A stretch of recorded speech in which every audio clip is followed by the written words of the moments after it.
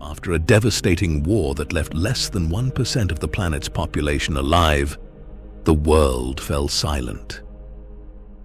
Entire cities were reduced to glass and ash. Its greatest technologies were erased.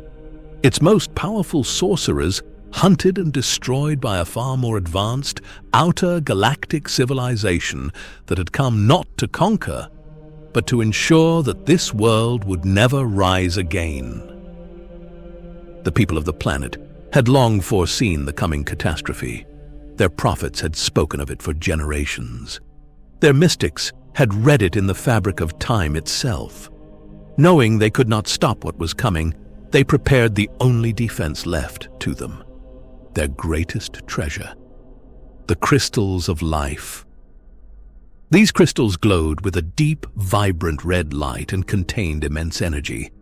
For centuries, they had been used as powerful sources of power, but the sorcerers and scientists of the world discovered something far more extraordinary. With the union of ancient sorcery and advanced technology, they found a way to store the entire code of their planet within them. Every city, every forest, every ocean current, every living being. Their history, their knowledge, their voices, their memories, everything that defined their civilization was written into these living crystals. Millions of copies were created and hidden beneath the planet's surface in vast underground vaults and libraries. The hope was simple, though the task seemed impossible. One day, when the world had healed, someone might use the crystals to bring it back. But there was a problem. The crystals were not eternal. Over time, their radiant red color slowly faded. As their light drained, so did their energy. When the energy weakened, the code stored within them began to corrupt.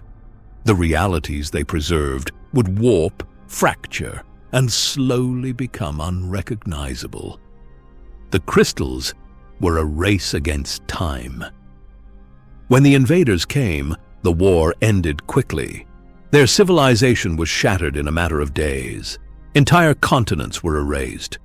The sorcerers who had helped create the crystals fought until their final breath, protecting the underground vaults where the last remnants of their world were hidden. When the dust settled, less than 1% of the population remained. Among them was a young man who had lost everything. Everyone he loved, everything he knew. The silence of the ruined world became unbearable, and so he turned to the crystals. Inside the underground library, where thousands upon thousands of them were preserved, there stood a strange machine, part technology, part ritual device.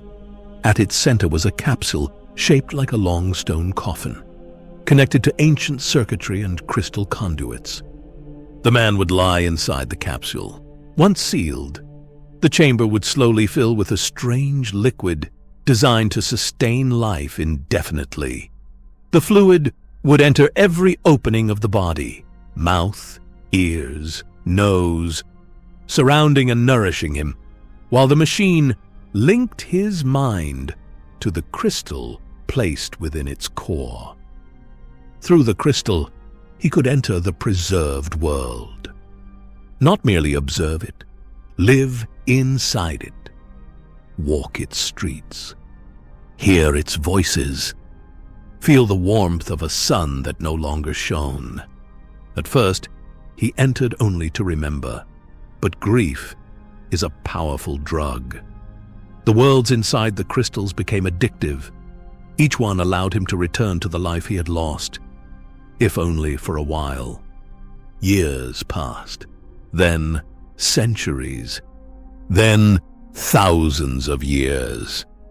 He searched crystal after crystal, hoping to find one that preserved the world exactly as it had been before the war. A perfect moment, frozen in time. But many crystals were damaged. Their energy had faded, their code corrupted. In some, cities stood broken. In others, people spoke words that were never spoken. Entire landscapes warped into unfamiliar shapes.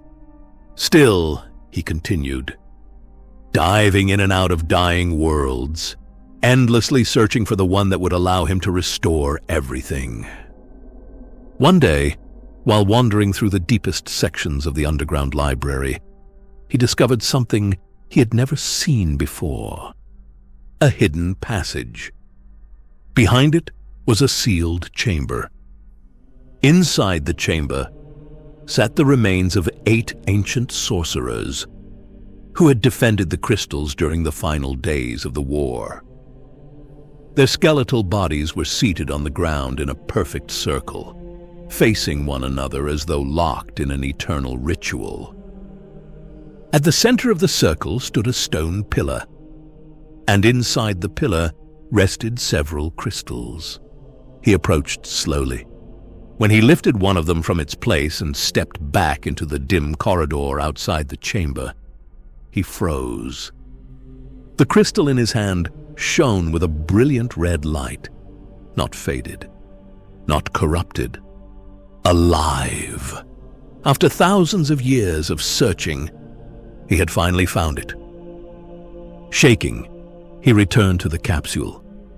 The machine awakened as it had countless times before. The lid sealed above him. The liquid began to rise, filling the chamber until it swallowed him completely.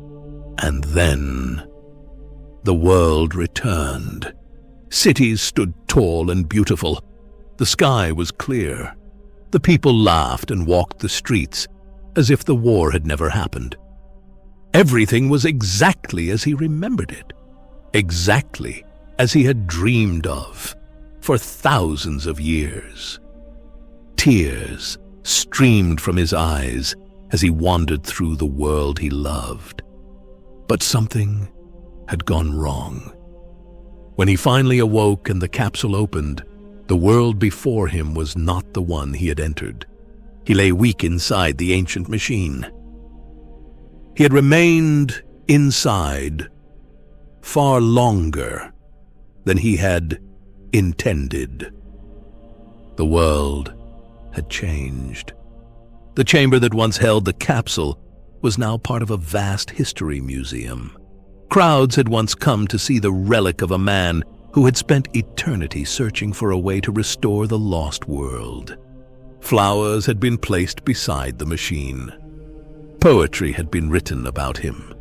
Songs had been composed, telling the tragic story of the man who refused to let his civilization die. But centuries had passed. The story had faded into little more than an old legend. Barely able to stand, he climbed from the capsule. His body was pale and trembling. The ancient sustaining fluid clung to his skin, dripping from him as he staggered forward. It smelled foul after so many years. A wet trail followed him across the floor as he walked. He looked like a ghost, or something pulled from a grave. Holding the glowing crystal in his hand, he pushed open the doors of the museum and stepped outside. The world beyond was bright. New cities rose into the sky. Strange new architecture lined the streets. Children ran and laughed in the sunlight. People stopped and stared at him. This drenched, trembling figure who looked completely out of place in their peaceful world. He stood there, barely able to hold himself upright, staring at the civilization before him. The world he had spent thousands of years trying to restore had already healed itself. His hand trembled as he looked down at the crystal, the last of its kind. Then he lifted his eyes to the living world before him and whispered softly, "I spent eternity trying to save you, but you saved yourself."